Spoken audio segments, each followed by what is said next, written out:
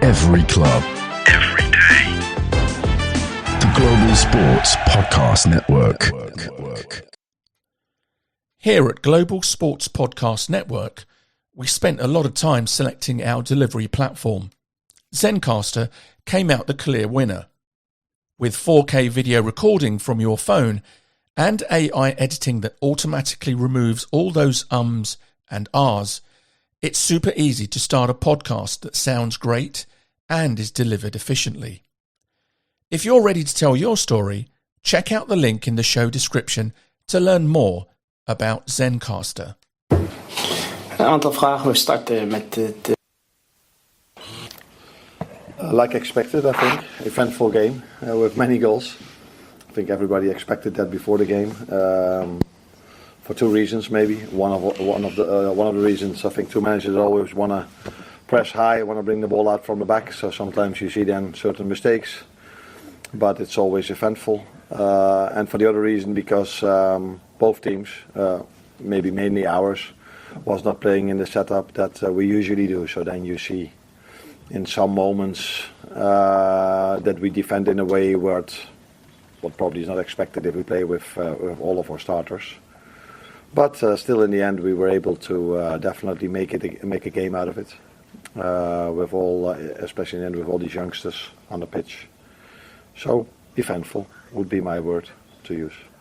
The first time that Federico Chiesa did 90 minutes, did that feel like a big step forward for him tonight? He seems to be getting right sharper. Yeah, and he got knocked with the penalty, so that took him a few minutes before he kept going again. But I think it's been 7, 8 or 9 months ago, maybe even longer. I don't know exactly. He played 90. It's the same for Jayden Dance. It was the same for James McConnell. So we had quite a lot of players that were not used to playing so many minutes in the last 6 or 7 months. So it's especially for them also important that they make these 90 minutes. And were able to keep competing during 90 minutes. Okay, Jayden couldn't manage to play the whole game. But Federico, in the end, was still sprinting, trying to do his work. So positive, yeah. What could you say to him to lift the spirits? Because it's so cruel and what happens to him? No. Yeah, it's cruel, but he's never played first team football yet. And then to make your debut at the Champions League level is probably the hardest way of making a debut. And I think he misinterpreted the situation. Yeah, that is immediately a problem at this level or a Premier League level. So it's a big moment for him to learn from. And it is cruel indeed. You think in a moment like this, 10 minutes before the end, I'm going to make my debut not in the Premier League, in Champions League. And a few minutes later you go off with a red card. That is always difficult. But yeah, a career mainly is not always positive. There are also negatives, and he has to fight very hard to make sure he will ever play a second Champions League game again, which is not going to be easy, but hopefully he will. Hi, Alan. Do you think there's a chance that any of the young players that played tonight might be allowed to go out on loan before the transfer deadline? There's always a chance in life. And at the moment we have most of our players fit, so we will have this discussion tomorrow, I think, me and Richard, about these players, but there's definitely one of them that will not go on loan, and I think you know which one I mean. James McConnell. I wouldn't say definitely, but I liked him a lot today, so maybe now the end result of today would be good for him to go somewhere and play. But he is also a player that hasn't played in the last 6 or 7 months 90 minutes because he was injured for a while. And he impressed me a lot today. Arne, wat voor smaak hou je aan deze wedstrijd over? Arne, what taste does this result leave in your mouth? Well, in the beginning we lost. This is not the reason why we came here for, so it's a deception. It's all about winning or losing. At the end it didn't have any effects on the table or the competition, or what it meant for the next draw. So yes, of course, it was a deception. I saw some good things. I also saw some goals conceded that I would like to see better. But I'm sure that it's the other way around too. That when PSV gave away that goal, I'm sure that they weren't happy about it. But this is football. This is normal. it's good to see that some guys who didn't make 90 minutes in a long time were back today, and they left a great impression. Some of the guys who make some minutes in the season also left a great impression. So yeah, well, okay, let's say only that. Okay. Did you calculate or did you think about this, that you would expected this? No, I'm not going away with a bad feeling, but I do think it's a shame that we lost. I saw some positive things when the game is finished. I always say that we are looking into the next game. I've done this all my career as a head coach. Maybe this was the first and maybe the only exception in my career that I was looking a bit more towards the next game, like Bournemouth is coming up, and there's all the focus on from now on. What have you been talking about with Peter Bos? Because you both caused a lot of a spectacle and a great game. Now we just spoke about the draw that they could face or not get. As I understood well, and if he was right, then they might get Feyenoord, right? Or Juve, am I right? Well, how is this possible? It might be Juventus, who knows? Feyenoord lost 6-1, is that true? 2 injuries? Justin en Santi, oh. Je bent eerst in de groep geworden, dus je bent blij dat je... Yeah, no, definitely. I don't know if it's a big achievement, but it's a good achievement to end up top of this league. But I said many times, it's so hard to judge a league table after 8 games, let alone if all the teams play different opponents. So it doesn't tell me much, to be honest, because some teams have faced easier opponents than others. So, but it's always nice if there's a new format that you end up number 1. But it doesn't give us any assurances for the next round, because if I then now check the league table and I see the 4 teams, if I'm correct, we can face 4, can't we? That's the difference between PSV, which I don't completely understand. But we can face those 4, and those 4 are especially one of them is definitely one you're hoping not to face if you end up first in a group like this. Ja, Arne, het is een beetje een gek format inderdaad. Het komt door die tussenronde omdat je dan 15, 16, 17 en 18 hebt.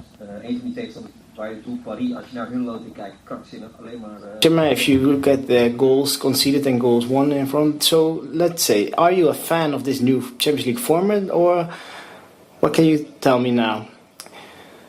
It depends on what club you work. As on this logo in front of me, you would have said Feyenoord. It's were the trainer of Feyenoord. I think they ended up 19. Well, normally you would play in Europa League because the first 16 will continue in the tournament. Now you continue in Champions League. For many clubs, this is really great. For us, it means 2 more games, and I mean Liverpool now. So normally you would end up in the first 2 ranking. So it depends on who you are asking. I don't think it's extremely fun, but we'll see at the end of the tournament if we have won it. Maybe I talk about the tournament in a different way then, but we have to wait for it. Will this be a night that you don't remember for that long? I guess. No, there have been matches against PSV that I will recall for a longer time than this one. Eventjes over James McConnell. Je hebt gezegd dat hij... We have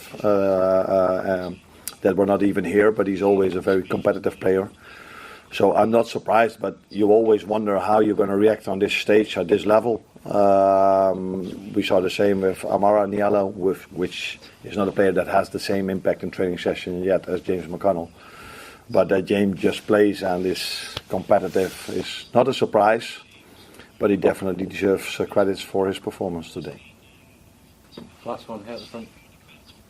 No, the last one is always for Valentine. Eh? Okay. Yeah, Valentine is always. I've missed him a bit, so. Arne, 50% chances of PSV playing Feyenoord. You can always explain really well. Why? Should we be proud on Dutch football that this is going to happen, or what's your opinion? Sorry? Other games will be PSV playing Juventus, or the other facing AC Milan? Well, PSV already played Juve, right? Is that? Yes, I know. Well, what do we hope for as a Dutch football? Well, by saying nothing that you know my answer. Or maybe not. Maybe one team in the 8. As a Dutch team, you don't want to compete with... Kan switchen. For playing for the Dutch team, I think it's a cheap way to score. But when I was playing in UEFA Cup, I visited these games. Feyenoord playing PSV. It was big games in spectacular results. I think it was 3-2. Also ended up in penalties. So do you still recall the penalties of Van Hooijdonk? But in general, you always prefer to play Juve or Milan. So let's say that we are hoping for that. This is a Telegraph, Dutch Telegraph. This is. Do you accept this? You're not getting the last question. Saibaro, they talking about making a transfer to Premier League. How do you see their potential and their possibilities to end up in playing in Premier League? I don't know if it's too nice to talk about two specific players, but what you can say is that the Dutch competition has shown that players can be successful in Premier League too. The biggest example is Cody Gakpo playing today for us. And I think that the first goal that Bakayoko scored, it was a great goal. And I can imagine that PSV as a team, there have some players that are in the aim of the bigger team. So I think they even reached the last tournament. Who did they beat? I don't remember. Now, one phase earlier, they continued in the tournament though, but that's a beautiful team to play for. So they decide when they are ready to make this step, and we cannot say that some players are not going to play in a higher level, because I am sure that they will. This podcast is part of the Global Sports Podcast Network, the only network bringing you exclusive daily news and views on your Premier League team, the Premier League, women's football and fantasy football. A unique listening experience that puts fans first, bringing you the very latest breaking news from your team. Subscribe wherever you get your podcasts and make us your first listen every day. Global Sports Podcast Network. Every club, every day. Every club, every day.